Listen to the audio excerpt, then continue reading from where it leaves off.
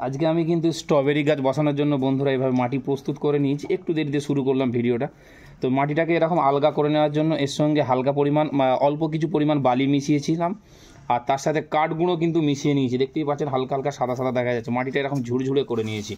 এরকম ঝুরঝুরে মাটি কেন করেছি, কারণ আমরা প্রত্যেকেই জানি, যারা গাছ করে তারা প্রত্যেকেই জানে স্ট্রবেরি গাছ সবসময় আলগা মাটি পছন্দ করে।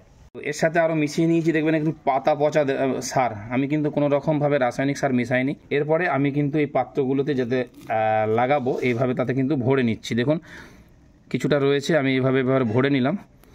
এখানটা দেখাতে বলবো ক্যামেরাম্যানকে। দেখুন এখানে একটা গাছ কিন্তু কিনেছি, তো এই গাছটাতে কিন্তু দুটো পার্ট কিন্তু আলাদা আছে, দেখতে পাওয়া যাচ্ছে। তো দেখুন এবার এখান থেকে কিন্তু আমি এটা বের করে নিচ্ছি, পাত্র থেকে এইভাবে বের করে নেবো। পারলে আপনারা কেটে নিতে পারেন, তো আমি না কেটে এটাকে টেনে কিন্তু এইভাবে বের করে নেব। তো এই দেখুন আমি কিন্তু এভাবে বের করে নিয়েছি। এরপরে এটাকে সোজা করে নিলাম। এরপরে কাজ হবে এটাকে দুটোকে আলাদা আলাদা পার্ট করব।